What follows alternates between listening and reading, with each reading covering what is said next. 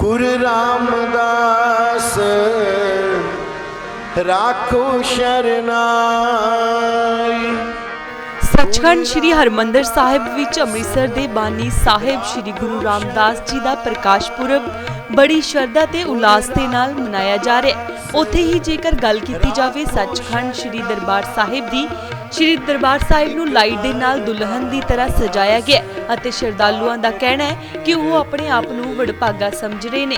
ਅੱਜ ਦੇ ਦਿਨ ਸੱਚਖੰਡ ਸ੍ਰੀ ਹਰਮੰਦਰ ਸਾਹਿਬ ਦੇ ਦਰਸ਼ਨ ਕਰਕੇ ਉਹਨਾਂ ਨੇ ਕਿਹਾ ਕਿ ਇਹੋ ਜਿਹਾ ਨਜ਼ਾਰਾ ਤੇ ਲਾਈਟਿੰਗ ਕਿਤੇ ਵੀ ਨਹੀਂ ਦੇਖੀ।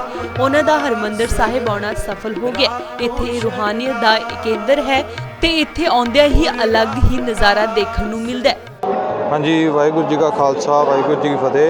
ਮੇਰਾ ਨਾਮ ਨਵਪ੍ਰੀਤ ਸਿੰਘ ਹੈ ਤੇ ਤੁਸੀਂ ਜਿੱਦਾਂ ਤੁਸੀਂ ਵੇਖ ਸਕਦੇ ਜੇ ਕਿੱਡੀ ਵਧੀਆ ਡੈਕੋਰੇਸ਼ਨ ਕੀਤੀ ਆ, ਕਿੰਨੀ ਸੰਗਤ ਆਈ ਆ, ਕਿੰਨੇ ਸਾਰੇ ਖੁਸ਼ ਆ ਲੋਕੀ ਵੀ ਗੁਰੂ ਘਰ ਦਰਸ਼ਨ ਕਰਨ ਆਏ ਆ।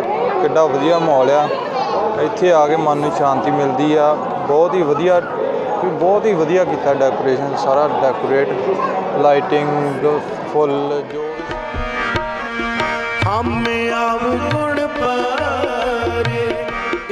ਦੱਸਣਯੋਗ ਹੈ ਕਿ ਬੀਤੇ ਕੁਝ ਸਾਲਾਂ ਤੋਂ ਗੁਰੂ ਘਰ ਦੇ ਸ਼ਰਧਾਲੂਆਂ ਵੱਲੋਂ ਸ੍ਰੀ ਗੁਰੂ ਰਾਮਦਾਸ ਜੀ ਦੇ ਪ੍ਰਕਾਸ਼ ਪੁਰਬ ਅਤੇ ਸ੍ਰੀ ਗੁਰੂ ਗ੍ਰੰਥ ਸਾਹਿਬ ਜੀ ਦੇ ਪਹਿਲੇ ਪ੍ਰਕਾਸ਼ ਪੁਰਬ ਮੌਕੇ ਦੇਸ਼ੀ ਅਤੇ ਵਿਦੇਸ਼ੀ ਫੁੱਲਾਂ ਨਾਲ ਸਜਾਵਟ ਕੀਤੀ ਜਾਂਦੀ ਹੈ। ਇਸ ਵਾਰ ਕੋਲਕਾਤਾ, ਬੈਂਗਲੌਰ, ਪੂਨਾ ਅਤੇ ਕੇਰਲ ਆਦਿ ਥਾਵਾਂ ਤੋਂ ਮੰਗਵਾਏ ਗਏ ਫੁੱਲਾਂ ਨਾਲ ਸਜਾਵਟ ਕੀਤੀ ਗਈ ਹੈ।